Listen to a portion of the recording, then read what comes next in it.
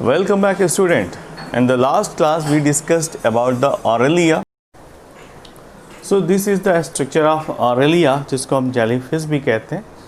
तो इस तरह का स्ट्रक्चर पाया जाता है. Now next point is nidocytes.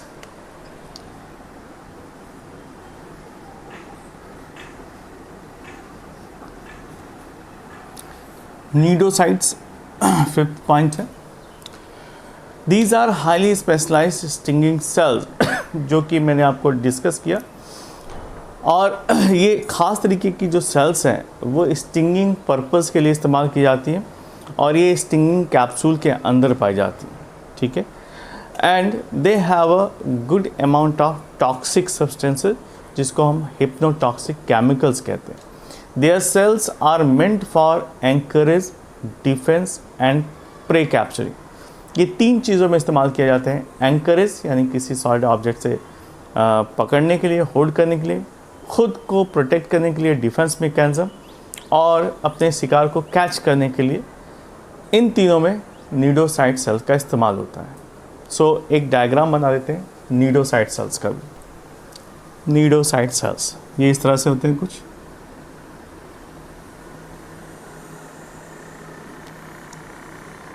एक बैग लाइक स्ट्रक्चर होता है जिसके अंदर ये अरेंज होते हैं.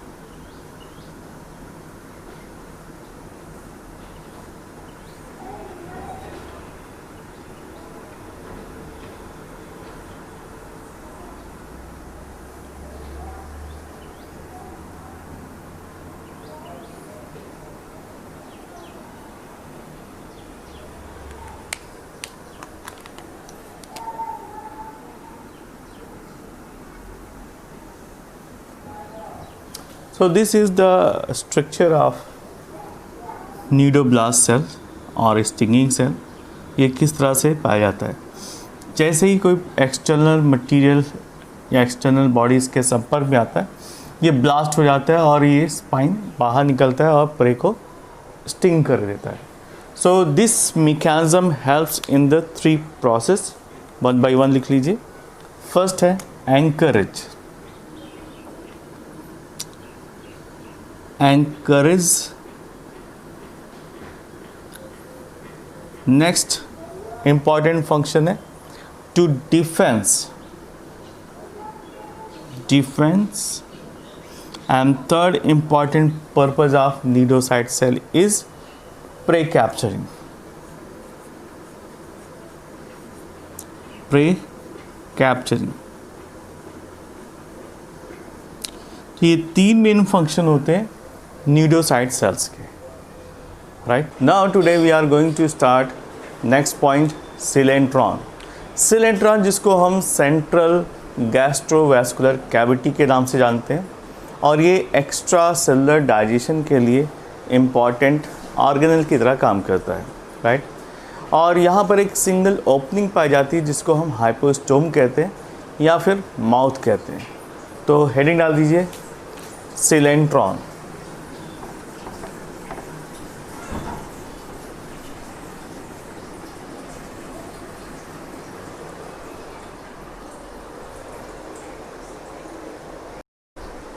हेडिंग डाल दीजिए coelentron.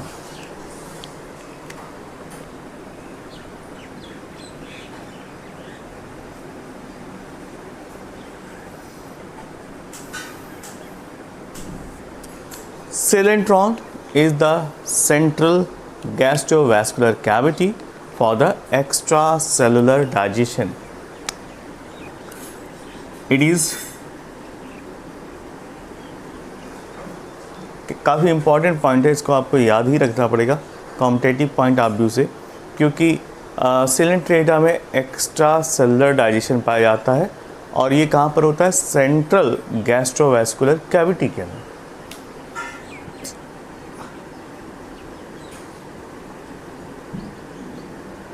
सेंट्रल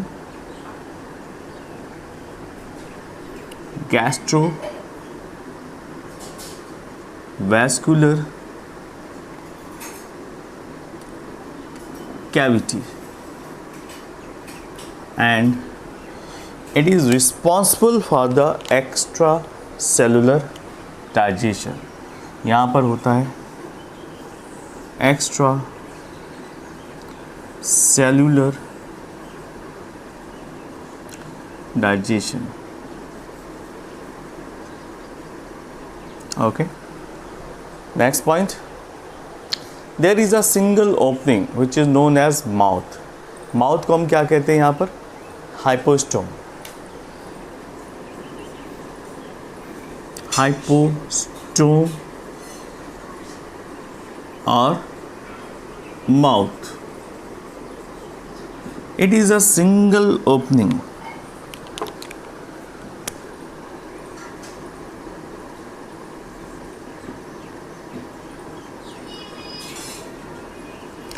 ये सिंगल ओपनिंग है जो अपर रीजन में पाई जाती है, जिसको हम हाइपोस्टोम या फिर माउथ कहते हैं।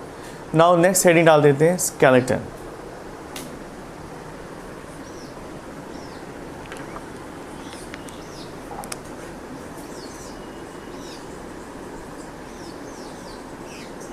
स्केलेटन कैसा पाया जाता है?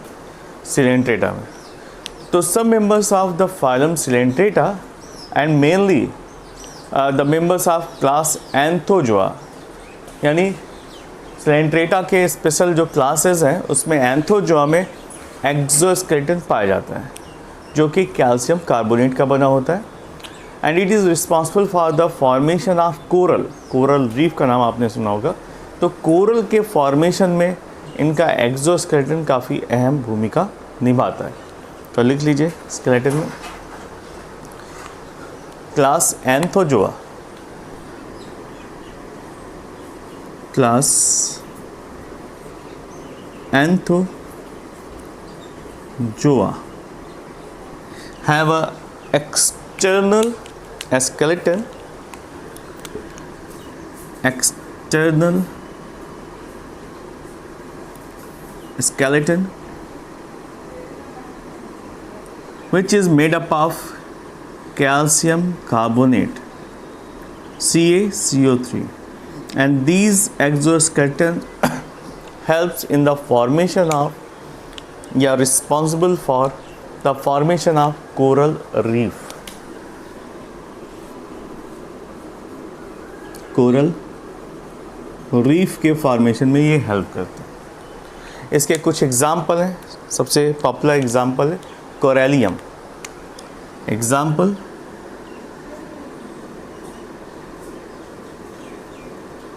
कोरेलियम, और इसको हम रेड कोरल भी कहते हैं, right. So in this way we do understand कि यहाँ पर स्केलेटन सिस्टम पाया जाता है, खासतौर से exoskeleton in the class Anthozoa, right. और कोरल रीफ का फॉर्मेशन इस क्लास के मेंबर्स के थ्रू होता है और उसका एग्जाम्पल है Corallium. Okay, now next heading डालते हैं पॉलीमॉर्फिज्म।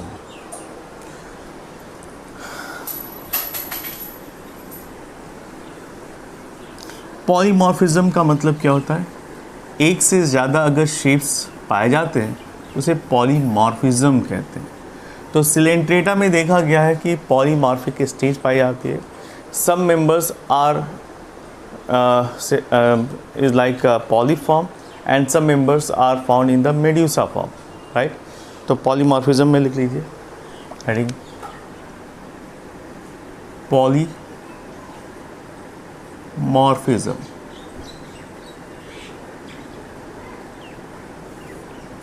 ये दो तरीके की पाई जाती है, पॉलीफॉर्म और दूसरा मेड्यूसा फॉर्म, राइट। पॉलीफॉर्म में क्या होता है? some members of this phylum Coelentata exhibit in the polyform, and the polyform is a asexual form. ठीक है, तो पॉलीफॉर्म में पाए जाने वाले जो मेंबर्स हैं वो असेक्सुअल लाइफ साइकिल निकालते हैं, व्यतीत करते हैं. ठीक है, और ये सिलेंड्रिकल फैशन में पाए जाते हैं या सिलेंड्रिकल फॉर्म में होते हैं. तो आप ये कह सकते हैं कि जो पॉली कंडीशन है वो असेक्सुअल मोड ऑफ रिप्रोडक्शन को प्रीफर करती है. ठीक है, इसमें लिख लीजिए cylindrical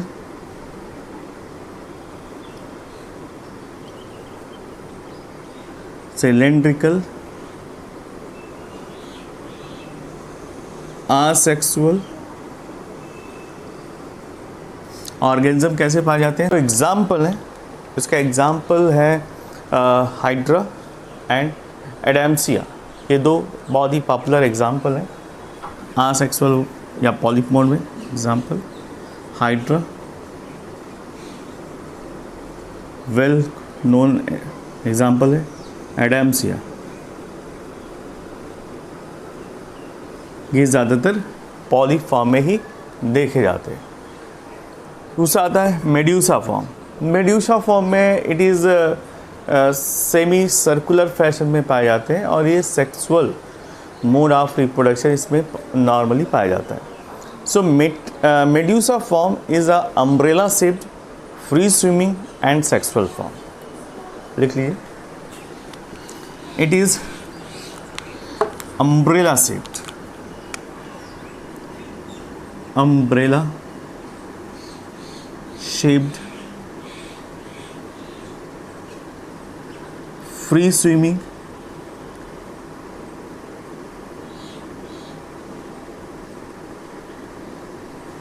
and sexual mode of reproduction is found. यहाँ पर फ्री स्विमिंग है और जो पॉलीफॉर्म में है वो स्टेशनरी होते हैं. ठीक है, उनमें मोशन नहीं पाया जाता. सॉरी, मोशन तो पाया जाता है. कुछ स्पीसीज़ है जो स्टेशनरी होते हैं लेकिन हाइड्रा में मोशन पाया जाता है. इसके एग्जाम्पल्स हैं ऑरेलिया, जिसको हम जेलीफिश भी कहते हैं. So this is all about the polymorphism case. Now next heading डाल दीजिए मेटाजेनेसिस. मेटाजेनेसिस का मतलब क्या होता है. Metagenesis is the alternation of generation, क्योंकि यहाँ पर दो फॉर्मेट आपको क्लियर दिखाई दे रहे हैं, एक सेक्सुअल दूसरा असेक्सुअल.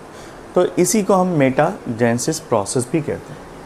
तो नेक्स्ट हेडिंग डाल दीजिए मेटाजेनेसिस.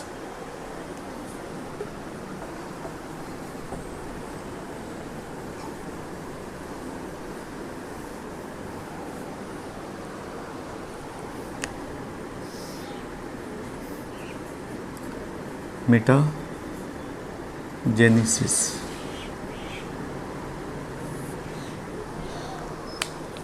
सो लिख लीजिए फर्स्ट पॉइंट, मेटाजेनेसिस में क्या होते हैं.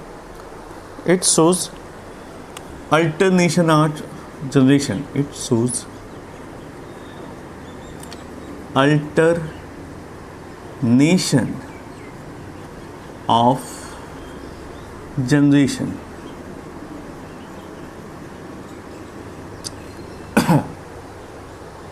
For example, asexual polyp and sexual medusa. तो ये एक तरह से अल्टरनेशन ही शो कर रहा है, जिसमें जो सेक्सुअल रिप्रोडक्शन प्रोसेस पाई जाती है वो मेडुसा फॉर्म में पाई जाती है, जो असेक्सुअल पाया जाता है वो पॉलिप फॉर्म में पाया जाता है. So it is normally known as metagenesis process. Next heading डाल देते हैं सेक्सुअलिटी. सेक्सुअलिटी में कुछ मेंबर्स हैं जो यूनिसेक्सुअल फॉर्म में पाए जाते हैं और ज़्यादातर हर्माफ्रोडाइट होते हैं. तो लिख लीजिए मोस्टली hermaphrodite.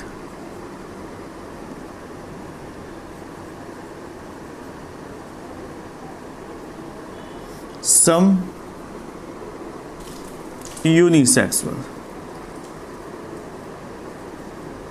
Example hydra. ठीक है, ज़्यादातर हर्माफ्रोडाइट होते हैं। हर्माफ्रोडाइट का मतलब they have both the sexes, यानी bisexual. Now look at the gametogenesis. Heading डाल दीजिए गैमेटोजेनेसिस।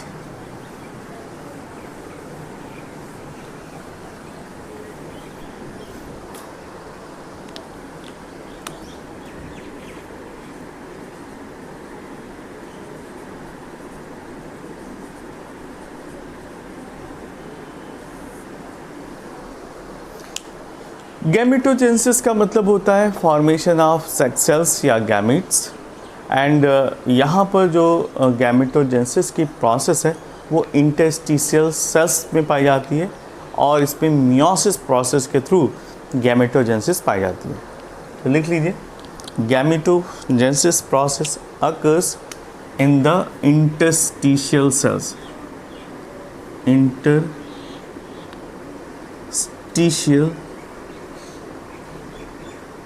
cells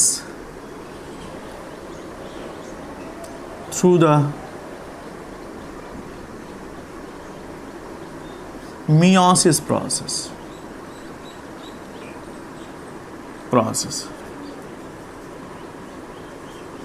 meiosis process का मतलब होता है रिडक्शनल डिवीज़न, यानी अगर गैमेटोजेनेसिस की प्रोसेस हो रही है सेक्स सेल्स में, तो 2n कंडीशन से यह रिड्यूस होकर n कंडीशन में कन्वर्ट हो जाती है। तो मियोसिस प्रोसेस में एक मदर सेल से 4 डॉटर सेल का फॉर्मेशन होता है, और जो चारों डॉटर सेल्स बनते हैं उनमें क्रोमोसोम नंबर हमेशा n पाए जाते हैं। इसी को हम कहते हैं रिडक्शनल डिवीजन या फिर meiosis process. Now next, fertilisation.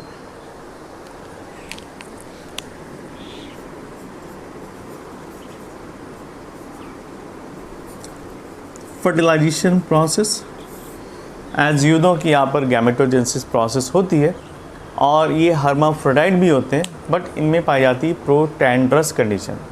प्रोटैंड्रस का मतलब ये होता है कि मेल और फीमेल दोनों ही सेक्सुअल ऑर्गन एक साथ डेवलप नहीं होते, और इसी वजह से ये क्रॉस फर्टिलाइजेशन करते हैं। यानी फर्टिलाइजेशन प्रोसेस में एन अदर एनिमल की रिक्वायरमेंट होती है, ये सेल्फ पॉसिबल नहीं होता। लिख लीजिए, cross fertilisation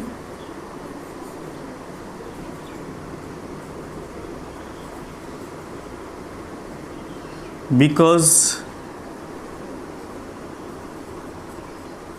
of protandrous condition, इसलिए यहाँ पर क्रॉस फर्टिलाइजेशन पाया जाता है। राइट, नेक्स्ट आते हैं कि क्लीवेज कैसा होता है, यानी जाइगोट के फॉर्मेशन के बाद जो क्लीवेज प्रोसेस है एम्ब्रियो फॉर्मेशन या एम्ब्रियो के डेवलपमेंट के प्रोसेस के लिए, वो कैसा पाया जाता है। तो cleavage is holoblastic and unequal. Cleavage लिख लीजिए,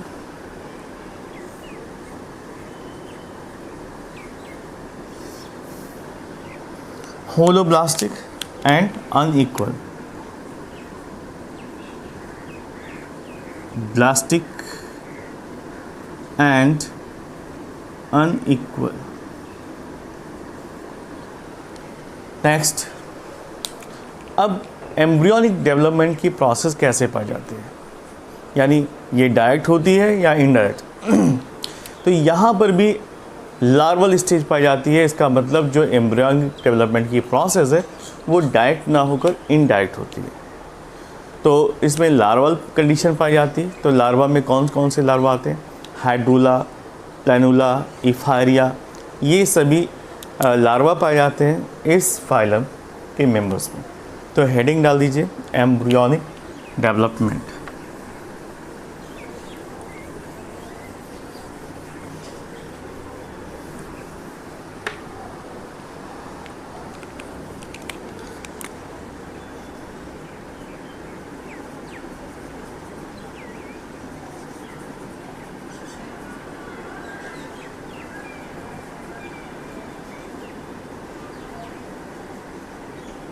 embryonic development. Embryonic development is indirect.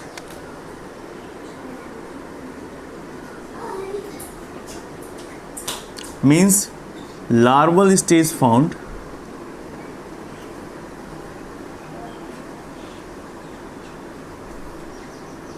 and look at the larva. ठीक है, कौन कौन से लार्वा पाए जाते हैं, तो आप 1 by 1 लिख लीजिए. लार्वा, तो फर्स्ट लार्वा है जिसका नाम है हाइड्रूला.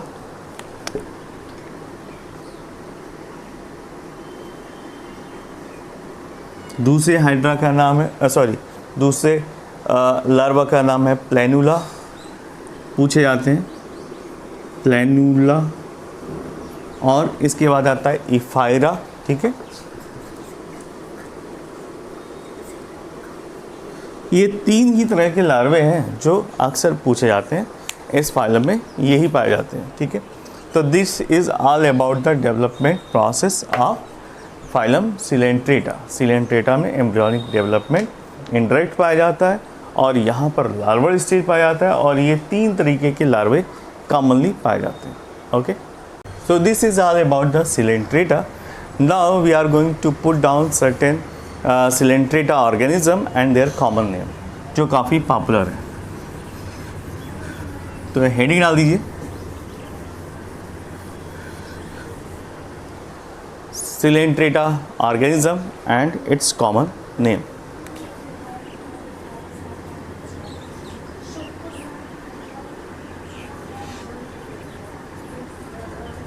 Coelenterata organism and its common name.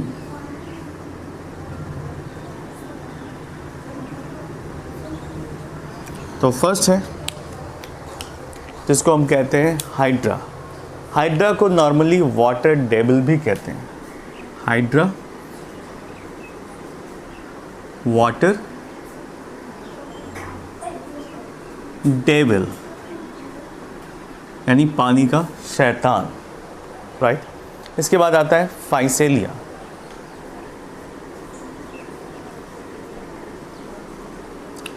Physalia को नॉर्मली कहा जाता है Portuguese man of war.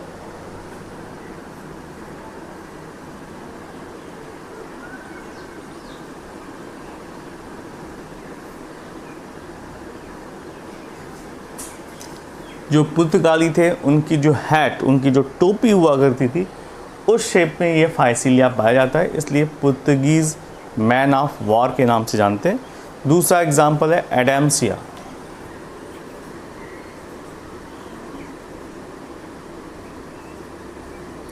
Adamsia को कॉमनली कहते हैं सी एनीमोन.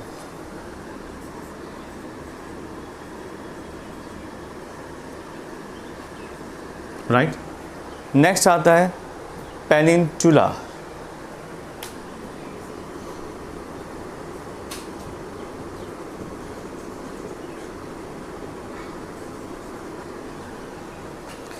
नाम से ही पता चल रहा है, पेनिनसुला को हम सी पेन कहते हैं.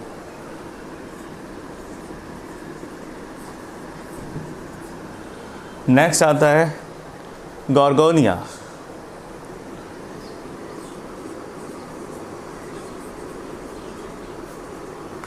इसको नॉर्मली सी फैन के नाम से जानते हैं.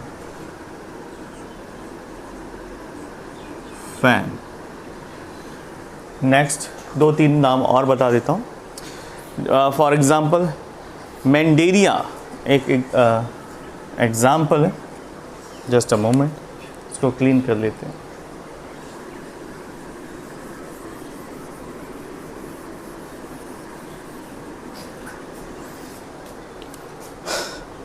मेंड्रीना.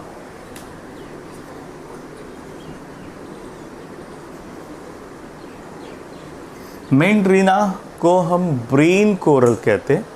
इसका स्ट्रक्चर कुछ ब्रेन जैसा दिखाई पड़ता है, ह्यूमन ब्रेन, तो इसे हम ब्रेन कोरल कहते हैं. राइट, इसके बाद लास्ट आता है कोरेलियम, जिसको आप रेड कोरल के नाम से जानते हैं. कोरेलियम.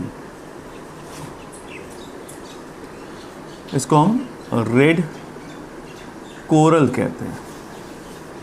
रेड कोरल या कोरल को पहले नॉन लिविंग ऑब्जेक्ट की तरह ही ट्रीट किया जाता था, बट जैसे ही कैल्शियम कार्बोनेट के सिक्रीशन या एक्सोस्केलेटन इन सिलेंट्रेटा मेंबर के बारे में इंफॉर्मेशन मिली, तो धीरे धीरे ये स्पष्ट हो गया कि रेड कोरल या कोरल का फॉर्मेशन सिलेंट्रेटा के मेंबर्स के थ्रू होता है। So this is all about the phylum Coelenterata. Okay.